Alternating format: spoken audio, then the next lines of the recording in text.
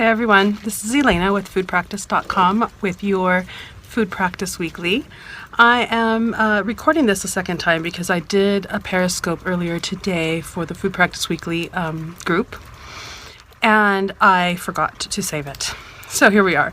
Really, this week is really about wishing you guys a wonderful, happy new year. I'm so glad that we've all made it into 2016, and I'm really excited about it, actually. I think that there's going to be a lot of transformation, at least in my immediate circle. And I hope for that for you all as well.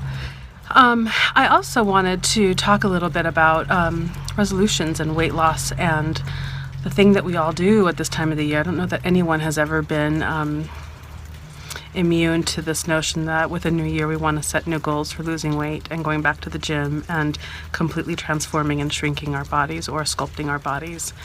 And where I don't know that there's necessarily anything totally wrong with it, I also want to suggest to all of us that there is a sorry, I was distracted. There's so much more to the equation than that. That the idea of losing weight, not only 95% of the people who set resolutions at this time of the year fail at the diets, fail at the attempts, but it's just a small part of the equation. And I'll be writing more about this week on foodpractice.com. But I'd like to change our orientation from the external to the internal.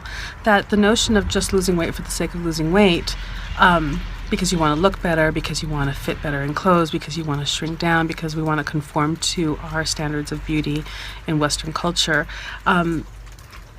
is so one-sided, and it's coming from an external orientation as opposed to looking inward and dealing with ideas like, what makes me healthier? What makes me stronger? What makes me more flexible so that my body is better equipped to take me into a longer life that's thriving and mobile and healthy? And I would suggest that when we focus on things like that, our bodies seem to reflect that internal health in a way that losing weight for the sake of fitting into some prescribed notion of beauty ever will.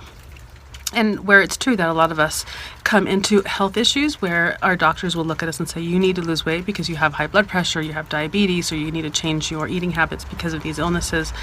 It's still just one part of the equation, and losing weight just to lose weight does not address the fact that perhaps we're eating a lot of sugar because we're trying to numb feelings, or we are unable to speak our truth for a variety of different reasons in our personal dynamics at home, and so we stuff with food. There are so many other reasons and so many other aspects of our health.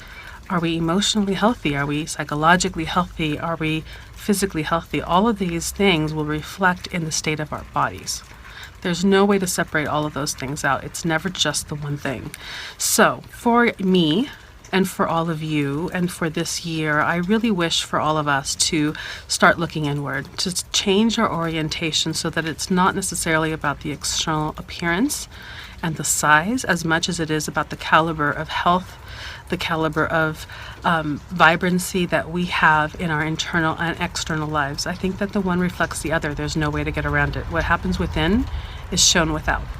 That is, I don't know if it's a physics truth, but it's definitely a spiritual truth. So I leave you with that. I hope to see you next week on Periscope. If you don't know what Periscope is and you have not participated in my live weekly broadcasts, I ask you guys to go to foodpractice.com, and there is a badge on the bottom half of the first half of the page that says Food Practice Weekly with the hashtag. There's a link there. Click on the link and it'll tell you how to get on Periscope so that you can participate in the live broadcast, because what will happen is I'll do a talk like I just did here, and then there'll be some time open for discussion and questions and dialogue, which I love. And then I also encourage you guys to go to foodpractice.com this week and sign up for the newsletter, because there will be a couple of posts regarding setting internally oriented resolutions for this year. That's it. I hope you guys have a wonderful week. Hope to see you on social media and on foodpractice.com, and I will be back with another Food Practice Weekly next Sunday. Take care. Bye-bye.